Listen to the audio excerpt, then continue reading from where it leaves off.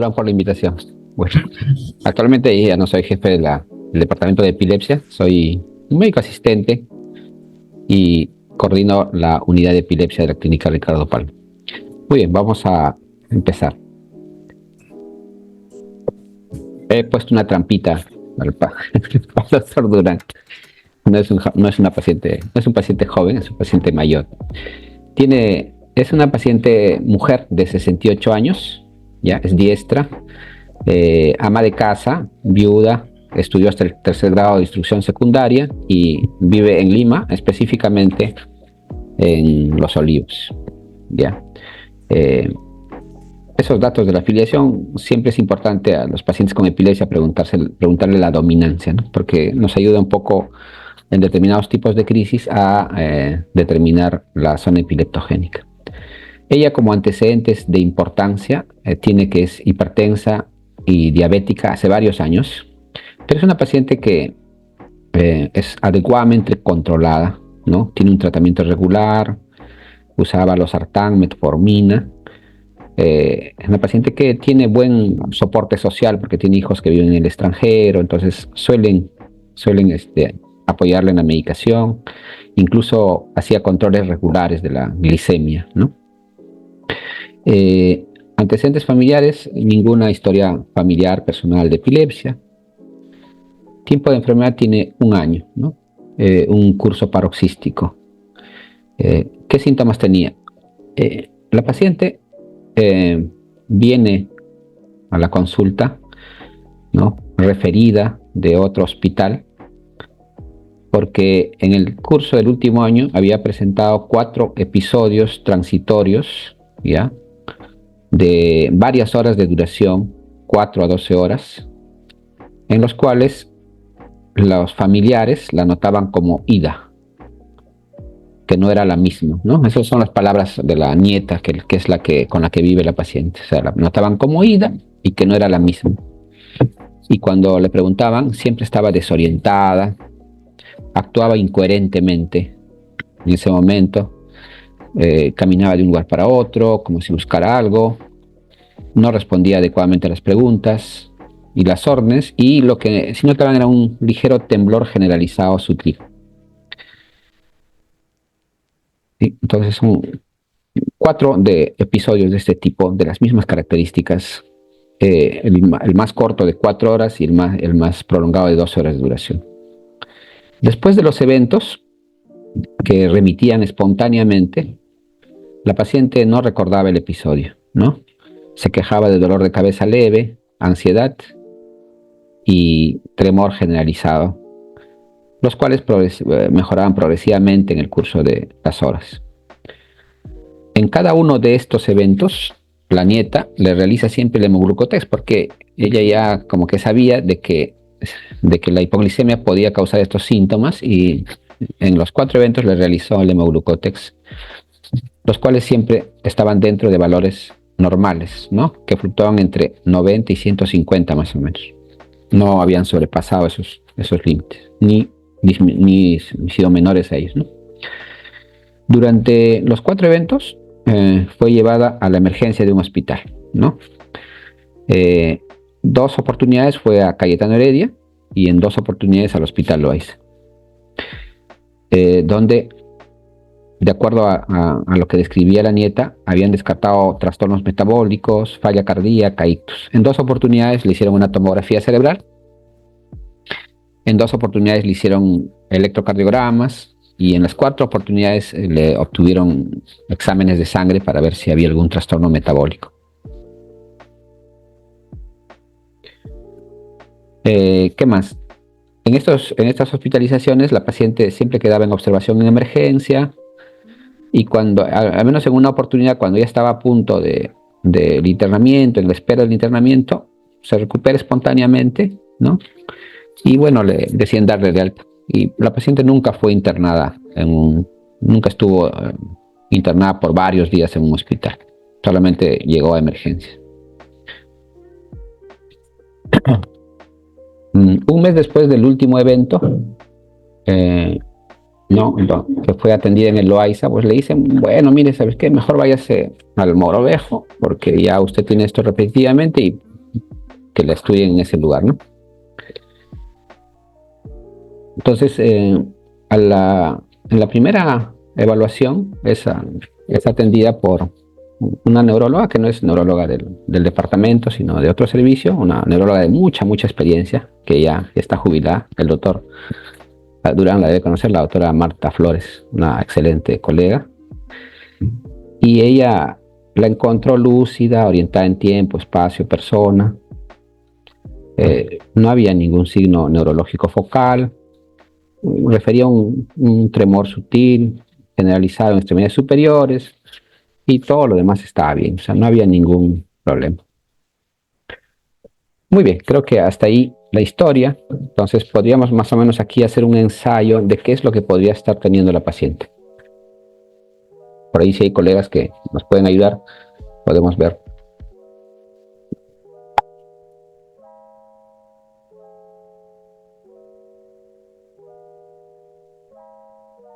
Con la historia, no sé si necesitan algún dato más, alguien se anima más o menos ante qué caso podríamos estar.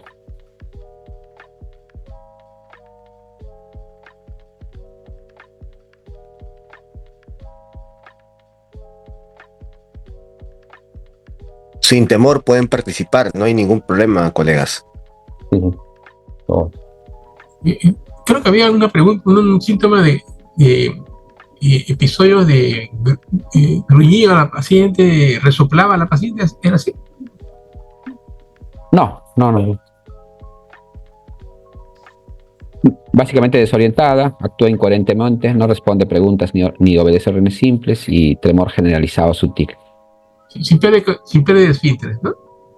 No había relajación de esfínteres.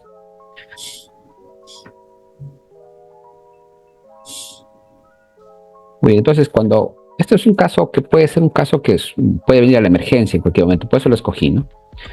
Puede venir a la emergencia y todos vamos a evaluarle y vamos a probablemente hacer lo mismo que han hecho los colegas en los otros hospitales, ¿no? Evaluar si hay un trastorno metabólico que explique un trastorno de conciencia en una persona hipertensa, diabética. Si no hay ningún trastorno metabólico, por ahí buscar una causa estructural con una tomografía. Y por ahí, si es que persiste eso, buscar una causa infecciosa y hacer un estudio líquido cefalorraquídeo, ¿no? De emergencia, ¿no? Y probablemente si todo sale normal, la paciente sería internada para estudio, ¿no? Y si persistiera, ahí sería importante hacer un estudio de electroencefalografía, incluso cuando ya en emergencia hemos descartado todo, por ahí hacer un estudio de electroencefalografía inmediato, ¿no? Para descartar si estamos frente o no a un estado epiléptico, ¿no? Obviamente haciendo todos esos pasos, ¿no? Descartar causas metabólicas, estructurales, infecciosas de este caso. No había alteraciones de campo visuales, ¿no? Como que hubiera una manopsia bitemporal, como para pensar en un tumor de vena media, ¿no? No había eso, ¿no? No, al menos en los eventos iniciales, pues solamente tenía eso, y cuando la doctora Flores la examina, la encuentra básicamente un tremor sutil como un hallazgo, ¿no? Pero no había mayor cosa. Muy bien, entonces, cuando enfocamos este caso, estamos frente a un evento paroxístico, ¿no? Un evento paroxístico que hay que definir, ¿es un evento paroxístico no epiléptico o es un evento paroxístico epiléptico, ¿no? Recuerden que dentro de los eventos paroxísticos no epilépticos hay dos grandes grupos, los de origen fisiológico, ¿no? El más importante diagnóstico diferencial de epilepsia es el síncope en un hospital general, ¿no? Y en un centro de referencia de epilepsia son los trastornos conversivos, ¿no? Los eventos paroxísticos no epilépticos de origen psicogénico. Entonces, en esta paciente, ¿dónde estaría? ¿Estaría dentro de crisis epilépticas o eventos paroxísticos no epilépticos? Por ejemplo, ¿sería una amnesia global transitoria? ¿Cómo diferenciaríamos una amnesia global transitoria en estos casos? Porque ella no recordaba lo que pasaba después, o sea, tenía esos eventos.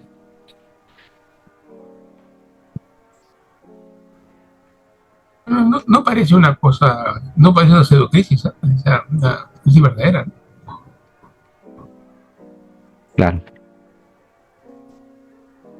Pues yo creo que ahí se plantearía también, como le escuché a Walter, ¿no? Podría también estar en el diagnóstico diferencial la amnesia global transitoria, ¿no? Claro. Quizás es lo que más se podría acercar de los eventos de origen fisiológico, ¿no? A que sea una amnesia global transitoria, lo que más se podría acercar. Sí. Dentro de los eventos psicogénicos, también, ¿no? Por ahí es poco frecuente en personas mayores, pero también pueden haber eventos paroxísticos no epilépticos psicogénicos, un trastorno conversivo, es una posibilidad. Pero también podría ser una crisis epiléptica, ¿no? Walter, me parece. Epiléptica. ¿Sí? Dispara, adelante con eso. Sí, Doc. Adelante, por favor, discúlpeme que le haya cortado. ¿Cómo están, doctor? Buenos días. Pero lo que pasa que quería acotar algo. La amnesia global transitoria, pues es prácticamente, no es recurrente, ¿no? Es muy poco probable que sea tan recurrente.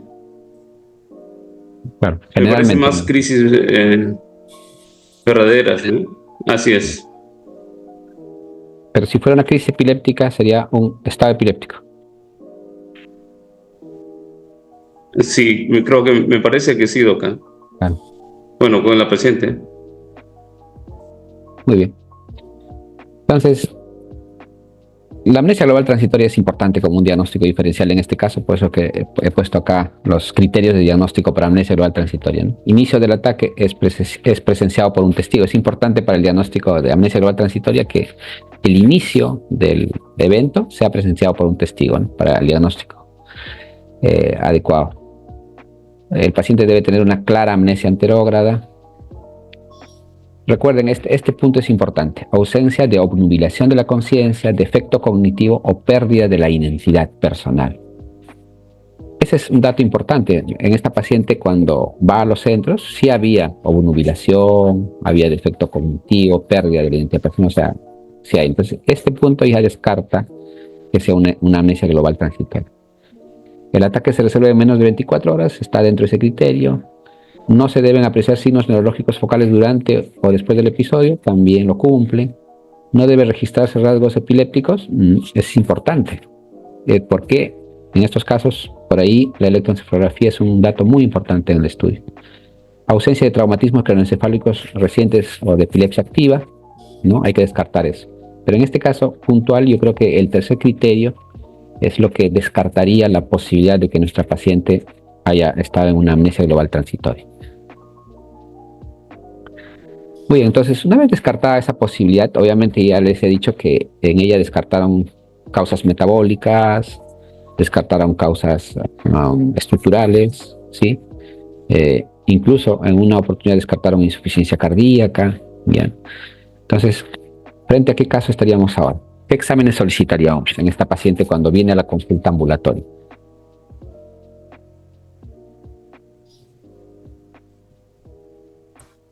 ¿Alguien se anima, por favor?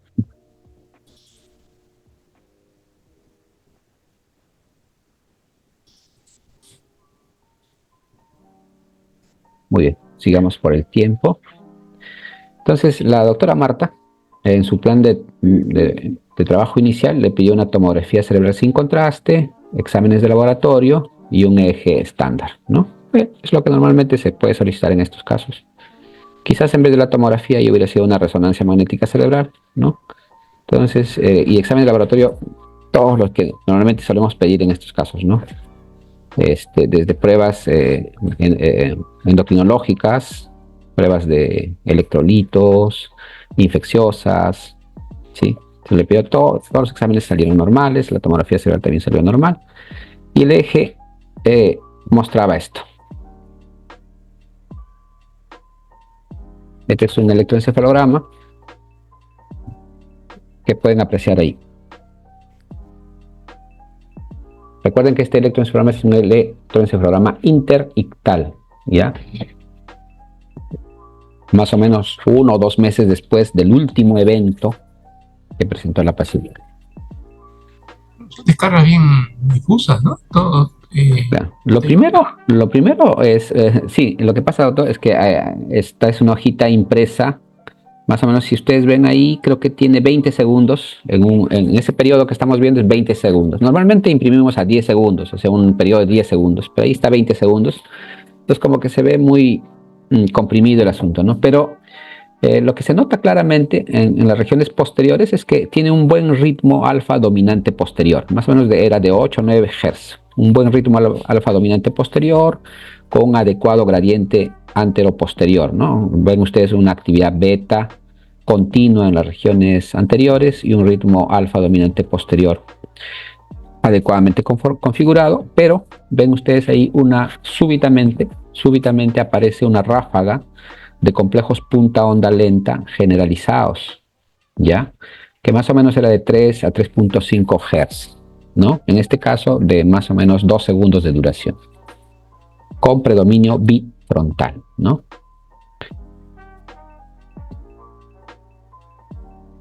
Si lo vemos aquí en este otro periodo, lo mismo, hay un artefacto ahí que molesta un poco en F7, T3, T3, T5, pero se ve claramente un complejo punta onda lenta generalizado de 3 Hz con predominio en las regiones frontales.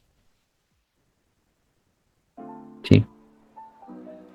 Entonces, cuando uno ve un electroencefalograma con este tipo de descargas, generalmente ya está sopesando en un tipo de epilepsia, porque cuando aparecen complejos punta onda lenta de 3 Hz, 3.5 Hz, generalmente es un hallazgo típico de una epilepsia generalizada idiopática, ¿no? Las epilepsias generalizadas idiopáticas pueden tener este tipo de registro. Pero obviamente también en algunos casos, por ejemplo las epilepsias del lóbulo frontal, a veces pueden tener un trazado de este tipo, ¿no? Por una rápida propagación de la actividad epileptiforme. Entonces, siempre hay que hacer una correlación entre el cuadro clínico del paciente y el hallazgo, ¿no? En este caso, cuando uno ve un electro en una paciente de 65 años, pues no piensa primero en epilepsia generalizada idiopática. Probablemente uno piense primero en una epilepsia una epilepsia focal del lóbulo frontal o algo así, ¿no? Entonces, tenemos ese electroencefalograma. Ese electroencefalograma nos indica que la paciente tiene epilepsia, ¿no? Porque tiene esos eventos paroxísticos repetitivos, tiene un electroencefalograma interictal con descargas epileptiformes de complejos punta onda lenta generalizados, y con ese diagnóstico la doctora le da un diagnóstico de epilepsia, empieza levetiracetam, 250 miligramos mañana y noche, ¿ya? Y lo refiere al departamento de epilepsia, ¿no? Entonces yo la veo 2 meses después, y cuando la evalúo, bueno, obtengo esa historia, la paciente estaba libre de eventos, ¿sí? Y yo le decido mantener levetiracetam en dosis de 250 miligramos mañana y noche. Le pido un video electroencefalograma ambulatorio de 6 horas y una resonancia magnética cerebral con protocolo de epilepsia. Este es un trazado más bonito, ¿no? Porque acá sí tenemos 10 segundos, en una época de 10 segundos, y como pueden ver ustedes ahí, la paciente tiene una buena actividad de fondo, tiene un gradiente antero-posterior adecuadamente conformado, un ritmo alfa dominante posterior de más o menos 8 Hz, entonces está muy bien. Pero miren lo que aparece. La paciente estaba libre de crisis, ojo, no tenía ningún evento. Interictalmente sigue apareciendo esos complejos punta onda lenta generalizados de 3 Hz con predominio en las regiones frontales. Es que cuando uno ve un electro de este tipo sin tener el dato del paciente, nada, rápidamente piensa en una epilepsia generalizada idiopática, ¿no? Que podría ser una epilepsia de ausencia infantil, una epilepsia de ausencia juvenil o una epilepsia mioclónica juvenil, ¿no? En lo que rápidamente vamos a pensar. Obviamente cuando ya conocemos la edad del paciente u otros datos, ya como que hay que empezar a dudar del hallazgo, ¿no? En este caso, una paciente de 65 años que recién empieza con estos eventos, que no son crisis epilépticas típicas, ¿no? Recuerden que las crisis epilépticas típicas duran 1 o 2 minutos, ¿no? En este caso la paciente no tenía unos eventos de larga duración, ¿ya? Entonces siempre hay que tomarlo con bastante cuidado estos datos. Entonces, pero el hallazgo era típico de ese tipo de epilepsia. Vean ahí. Siguen apareciendo esos complejos punta onda lenta de 3 Hz. Ahí, de 1.5 segundos de duración, bien conformados, con predominio en regiones frontales. Muy bien.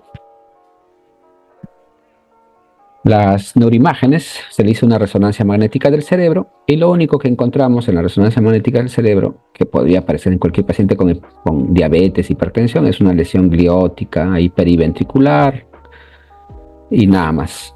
El hipocampo no había atrofia hipocampal, los lóbulos temporales estaban muy bien, o sea, no había ningún hallazgo de neuroimagen que nos llame la atención. Incluso es un cerebro bonito para una persona de esa edad y que tiene epilepsia y diabetes, ¿no? Realmente los pacientes que vemos con diabetes y hipertensión suelen tener bastante leucoaraiosis, ¿no? Entonces, en este caso lo tenía muy bien. Muy bien, con todo esto, ¿cuál sería su diagnóstico?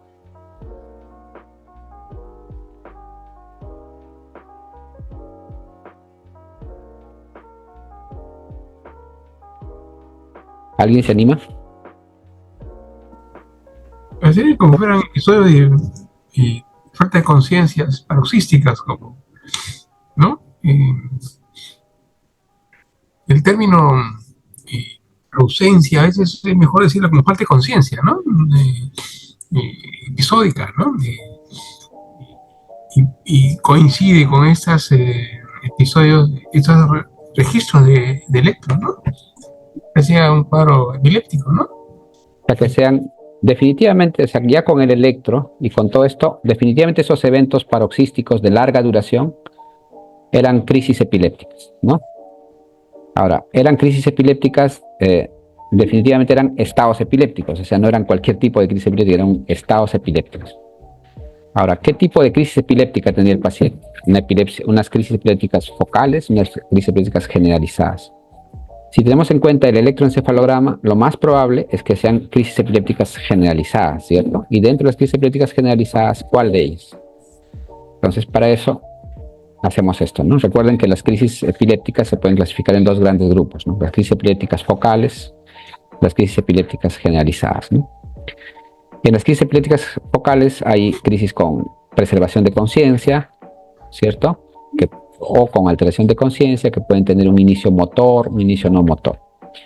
Ahora, dentro de las crisis focales, ¿cuál podría ser la crisis que tiene el paciente? Podría ser una crisis focal con alteración de conciencia, con un arresto del comportamiento, por ejemplo, ¿no? Hay crisis epilépticas del lóbulo frontal o incluso del lóbulo temporal que pueden ser estados epilépticos donde el paciente puede tener ese estado, ¿no? Ya, ser duraderas. Entonces siempre es importante, por eso cuando ya hemos agotado todos los estudios y el trastorno de conciencia persiste, hacer un electroencefalograma en estos casos. Entonces, una posibilidad es que la paciente haya cursado con crisis focales con arresto del comportamiento por varias horas. Lo que no ayuda es el electroencefalograma, que es un electroencefalograma repetitivamente generalizado. Entonces nos tendríamos que ir al otro lado, que son las crisis de inicio generalizado. Definitivamente no sería una crisis generalizada de inicio motor, ¿no? Porque no hay un componente motor evidente. Hay un temblor, pero no hay un componente motor clónico, tónico, mioclónico. Entonces estaríamos dentro del grupo de las ausencias, ¿no? Entonces hay las ausencias típicas, atípicas, ¿no? Entonces, lo más probable, teniendo en cuenta el electroencefalograma, la duración de las crisis, la ausencia de un fenómeno motor evidente, podríamos estar en este grupo de crisis de ausencia. Ahora, no cualquier tipo de ausencia, sino un estado epiléptico de ausencia. ¿Y por qué decimos esto? Cuando nosotros estudiamos el electroencefalograma de los pacientes, vamos a ver que dentro de las crisis, dentro de las epilepsias generalizadas genéticas, las descargas epileptiformes interictales más frecuentes son las punta onda generalizada de 3 Hz o punta onda generalizada de más de 3 Hz. La típica, por ejemplo, de la ausencia infantil es de 3 Hz, ¿no? Pero en la ausencia juvenil o en la mioclónica juvenil pueden ser de más de 3 Hz. Entonces, nuestra paciente, ¿cuánto tenía? Tenía entre 3 y 3.5 Hz, ¿no? Entonces, ahí cumpliría ese criterio. Y obviamente en los otros tipos de epilepsias, por ejemplo, en las epilepsias generalizadas, estructurales, metabólicas o de causa desconocida, por ejemplo, las ausencias atípicas, generalmente tienen, ¿no?, esos complejos punta onda, onda aguda, onda lenta, son menos de 3 Hz, ¿no? Entonces, como que nuestra paciente estaría en este primer grupo, ¿no?, de pacientes que tienen epilepsia generalizada idiopática, teniendo en cuenta ese trazado electroencefalográfico. Entonces, cuando hacemos la clasificación de las epilepsias, vamos a ver que hay epilepsias, ¿no?, focales, generalizadas, dependiendo del tipo de crisis, ¿sí? Y en este caso ya hemos hecho la resonancia magnética, no hay ningún daño estructural y nos quedaríamos solamente con una epilepsia generalizada genética, ¿no? Entonces, dentro de las epilepsias generalizadas genéticas, recuerden que hay dos grandes grupos, digamos. Las llamadas epilepsias generalizadas idiopáticas, donde vamos a tener, por ejemplo, la epilepsia de ausencia infantil, la epilepsia de ausencia juvenil, la epilepsia mioclónica juvenil o la epilepsia con crisis tónico-clónicas únicamente, ¿no? Ese es el subgrupo grande, ¿no?, de epilepsias generalizadas idiopáticas. Pero recuerden que estas epilepsias generalmente comienzan antes de los 20 años, generalmente, ¿no?, la mayoría de las veces. Recuerden que la epilepsia de ausencia infantil suele comenzar entre los 4 o 8 años de edad, la epilepsia de ausencia juvenil entre los 8 o los 15 años, la mioclónica juvenil igual, ¿no? Y la epilepsia con crisis tónico-clónicas puede comenzar inclusive un poquito más tarde, pero está dentro de ese grupo etario, suele comenzar. Entonces, nuestra paciente no está mucho en este grupo. En el otro grupo, tampoco, ¿no? Porque ahí están las encefalopatías epilépticas con crisis tónicas y mioclónicas, la epilepsia con mioclonía, la ausencia con mioclonía palpebral, ¿no? Entonces, en ese grupo tampoco estaría. ¿Dónde lo ubicamos a nuestra paciente? Entonces, hice toda una revisión de esto, ¿no? Edad de inicio de crisis epilépticas en 121 casos con epilepsia generalizada idiopática. Vean ustedes que la epilepsia generalizada idiopática clásica, ¿no?, suele comenzar la mayoría de las veces antes de los 20 años. Pero hay pacientes con este tipo de epilepsias que son inusuales, que pueden comenzar después de los 20 años. Y vean cómo, conforme avanza la edad, la posibilidad de que empiece la epilepsia de este tipo es ya rara, ¿no? Pero vean que a los 60, 70, 80 años todavía hay casos que pueden comenzar a esa edad, ¿no? Entonces, no es inusual que una epilepsia generalizada idiopática comience después de los 20 años o incluso comenzar a los 60, 70 años, como en este caso, ¿sí? Otro estudio, 87 casos con epilepsia generalizada idiopática, ¿sí? Vean cómo, obviamente, la mayoría de casos empiezan antes de los 20 años, pero un grupito pequeño suele comenzar mucho después. Este es un reporte de un estudio de 1978, ¿no? Una paciente mujer de 77 años de edad, internada para tratamiento de estado confusional y difusas mioclonías, ¿no? A los 70 años fue internada por una crisis tónico-clónica generalizada. En el seguimiento estuvo libre de crisis con fenobarbital y fenitoína, ¿no? O sea, empezó con unas crisis tónico-clónicas a los 70 años, estuvo libre de crisis y a los 77 años presenta un estado confusional y le hacen un diagnóstico de un estado epiléptico. Otro caso de una paciente de 64 años con estado epiléptico de ausencia de novo, con clínica y electroencefalograma sugerente de epilepsia generalizada idiopática de inicio tardío, ¿no? Ya, otro caso ahí. Entonces, en este caso nos dice, por ejemplo, en ancianos que presentan un estado epiléptico de ausencia de novo, o sea, como en nuestro caso, nunca había tenido crisis tónico-clónicas, nada, estaba presentando estados epilépticos de ausencia de novo, se debe considerar un diagnóstico de epilepsia generalizada idiopática de inicio tardío, ¿sí?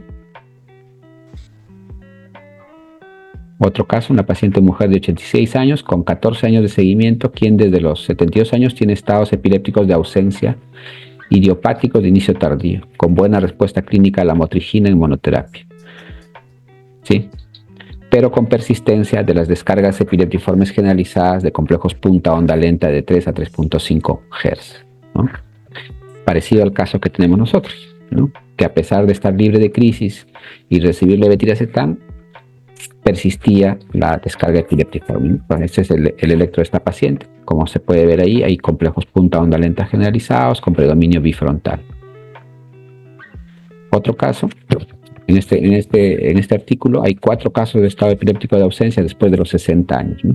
Al ingreso negaban antecedentes de epilepsia, pero la reevaluación demostró que todos habían padecido epilepsia generalizada idiopática con crisis de ausencia, que desaparecieron después de la pubertad. O sea, son 4 casos de pacientes que en alguna vez habían tenido epilepsia de ausencia infantil y que después de los 60 nuevamente empezaron a tener crisis, pero en este caso estados epilépticos de ausencia. Aquí otro artículo, ¿no? De personas mayores que tienen estados epilépticos de ausencia típica, ¿no? Son 6 casos ahí, donde se les da diferentes tipos de tratamiento, todos ellos con buena respuesta, ¿no? Y con hallazgos típicos de epilepsia generalizada idiopática. Aquí, en uno de los casos de este estudio, muestra el electroencefalograma de una persona que estuvo con estado epiléptico de ausencia. Recuerden que cuando un niño tiene una crisis epiléptica de ausencia, generalmente aparece el complejo punta onda lenta de 3 Hz, ¿no? Pero cuando un paciente está en estado epiléptico no va a aparecer eso, ¿no? Van a aparecer estos complejos polipunta onda lenta generalizados, ¿no? Que pueden ser de 2, 3 Hz, ¿no? No va a ser como lo clásicamente vemos en un niño. Entonces la persona actualmente ya tiene 7 años libres de crisis, no ha vuelto a presentar esos eventos, sigue tomando levetiracetam 250 miligramos 2 veces al día. El eje estándar sigue mostrando descargas epiléptiformes. En algún momento sopesamos la posibilidad de retirarle el levetiracetam, entonces le hicimos un electroencefalograma para ver si podíamos hacer ese retiro. Y este es el electroencefalograma, ¿no? Si ven ustedes, sigue teniendo complejos punta onda lenta de 3 Hz. ¿Sí? Entonces, ¿esta paciente dónde estaría? Esta es la clasificación actual de epilepsias, ¿no? Generalizadas genéticas de la ILAE. Muchos autores quieren colocar este caso como un subtipo, ¿no? De epilepsias generalizadas idiopáticas, que serían epilepsias generalizadas idiopáticas con estados epilépticos de ausencia. Esa sería una propuesta de diagnóstico, ¿no? Muy bien, creo que ahí hemos terminado.